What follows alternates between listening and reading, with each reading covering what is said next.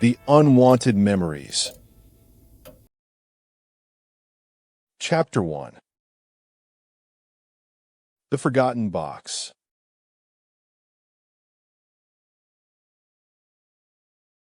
As I lugged my suitcase up the creaky stairs, sweat trickling down my spine and clutches of anxiety gripping at my heart, I couldn't help but think that moving back into the old apartment was a terrible idea. It wasn't just the musty smell or the peeling wallpaper that repelled me. It was the memories it held, the ones I had hoped to leave behind in this dingy college town 4 years ago when I fled with my tail between my legs. The box, nestled in the corner of the closet, caught my eye with its peculiar shape and faded label, almost blending into the shadows like a ghostly whisper from another era. Curiosity piqued. I reached for it. Dust danced around me as I lifted the lid, and a metallic tang of rust filled my nostrils. Inside was a miniature toy car, dented but polished to a shine, next to a faded photograph of a young boy with an unsmiling face. A chill crept down my spine, despite the sweltering summer air seeping through the thin walls. I recognized neither object, yet they felt oddly familiar, like echoes from my childhood nightmares before I could put words to them. Then there were the papers, crinkled and yellowed, filled with sketches of a car, each one depicting a different angle of impact: mangled metal, broken glass. A chill seized me as I recognized the scene, an accident involving a young boy in a blue T-dot shirt. Visions burst forth, a kaleidoscope of images that felt real yet unreal. The wailing sirens, the shattered windshield, and his small body tangled amidst the wreckage. I stumbled backward, my mind reeling. Memories I'd never had? Memories I didn't want? The apartment's walls seemed to close in around me. The vision dissipated as suddenly as it began. Was this some sick prank or an inheritance from a former tenant? Shaking off the unease, I pushed it aside and set about unpacking my books. But those images lingered, haunting the edges of my consciousness like whispers in the dark. Each day brought new visions, flickers at first, then a crescendo of terror as I relived that accident with jarring clarity. The boy's face became clearer, his eyes black and hollow. Dreams merged with waking life. Car alarms blared outside my window, shattering peaceful nights, while the scent of gasoline wafted from the kitchen stove, seeping into my dreams. Reality blurred. When did I own a toy car? My parents never spoke of it. The photograph? I had no siblings, only a shattered childhood.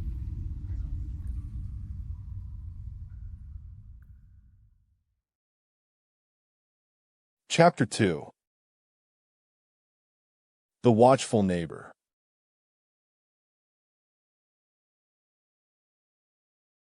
My neighbor, Mr. Jenkins, emerged as suddenly as he disappeared. The wispy mustache and spectacles framing his face made him appear both aged and ageless. His gaze followed me with an unsettling intensity during my first weeks here. Now he watched from the balcony, as if waiting for something. One evening, while staring into the kitchen sink, a vision swept in like a tide. The accident. But this time, I saw him there, standing at the curb, his eyes on fire. Jenkins? Impossible. His presence vanished when I turned to confront him. One fateful night, visions and reality merged like acid on film. Mr. Jenkins' hands stained with blood, holding that toy car. I stumbled outside. The street was empty. Then he appeared beside me, an aged hand extended. Your memories aren't yours. I shook my head, reeling. He led me to a rickety table in his dimly lit apartment and a tattered book. The boy from the vision stared back at us, eyes aglow with otherworldly light. Jenkins spoke of a car crash involving young Jacob Brown, an accident that killed 5 people decades ago, claiming it haunted this place. Each day, more details poured forth. bloodstains on his shirt, screams only I could hear, and the eerie presence of unseen figures. A chill settled in my marrow as he mentioned Jacob's blue-teed shirt, the same one in my visions. Research revealed an old newspaper clipping. Jacob Brown died that fateful day. The connection seemed improbable, but those thin lines between reality blurred more with each revelation. In a daze, I dug deeper into the apartment complex's history. Tied to the crash was Jacob's father, Arthur Brown, a man who vanished after the accident. His home was now mine. Dusk fell as I stood before my door, trying to make sense of it all. A knock sounded behind me. Jenkins on the balcony again. This time he beckoned with a finger. In his apartment, dusty boxes spilled their contents. News clippings, photographs, and mementos from an era long past. The car, the same model I now owned, a coincidence? I fled into my apartment as night descended, visions flooding in once more. Arthur Brown's face, Jacob's screams, blood dripping on the pavement. Suddenly, there he was, Arthur Brown, standing inches away. Blood that spattered clothes, anguish marred his features. "Why have you followed me?" His voice whispered at my ear before he vanished into darkness, leaving behind a photograph of the car in blue tints of smoke and flames. I ripped it down, but the image seared itself onto my retina. Another knock. Jenkins waited on the balcony. He spoke of Arthur's disappearance with an unsettling calmness, hinting that I had to face these memories. They weren't mine, yet they were becoming all too real.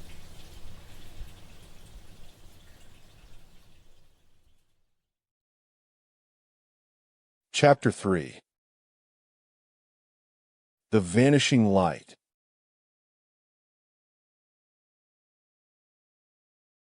Visions overran my days. The car crash, the boy's face, and Arthur's anguished screams, each one stronger than the last. In a state of dazed desperation, I fled into the night, seeking answers. Jenkins' words echoed, confront this past, or lose myself within it completely. My hands trembled as I approached Brown's house. The front door creaked open. The musty smell of forgotten years enveloped me. Inside, photographs plastered the walls, a collage of destruction and death.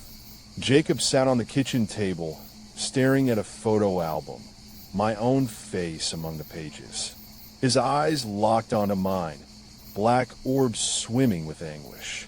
In a fever dream or reality, I stood in front of him as he spoke of his father's fate. A riptide of memories washing over me, blood that soaked pavement, sirens, and the eerie glow of ghostly figures. Jacob whispered my name, Evelyn, and fled, leaving behind a note. Come alone tonight at midnight. The figure on my balcony, the one I'd seen in visions, the man who haunted me, waited as appointed. The closet door was open when I returned from an aimless walk, the box sitting atop Jacob's drawings. A low breath escaped me. Jenkins stood behind him, his eyes flashing with a malevolent intensity one dared not meet. You came seeking the truth, he hissed before vanishing into smoke. I gripped my phone, fingers numb. One last time, Evelyn, face your past. In the closet, where it all began, I unearthed the photograph and toy car. Smoke swirled. A figure materialized in the midst of the haze. A small boy, clad in a tattered blue shirt, reaching for me with pale hands. I clutched the box as flames engulfed us both, screams piercing my eardrums. With every inch of myself drawn toward him, something gave way. Memories swirled, overwhelming. In that room, they merged. Screams became a cacophony in my head, and then stillness. The door to Brown's house yawned open, the air heavy with a putrid scent of history. Jacob clung to me, eyes wide with fear as we descended into his world together, both alive. A scream built between us, Arthur's anguish, muffled by my hands as I held him close. As the dream dissipated, my hand cramped around the toy car, the last remnant of that night. It crumbled in mine. Reality reasserted itself, leaving me shaking and changed, a silent witness to events long buried. I left Jacob's album face down on his table. When I returned home, it was closed. Brown's house loomed before me like an omen, unlit yet inviting. The front door hung ajar. In the kitchen, Jacob stood by the stove, eyes glowing. Your memories are not your own. His small form swayed, then turned as one, disappearing behind the door that led to his past. I followed into the abyss, and there we both were, the car once more, smoke swirling around us. Arthur's wails merged with Jacob's in a nightmarish cacophony. My hands clutched him tight as screams devoured us whole. Silence returned like winter's kiss. The photograph crumbled to ash on the floor, and I stood there, Evelyn, bearing 2 lifetimes within me, a haunted relic of another's past, the final act in a tragedy long buried. It was over. It had begun.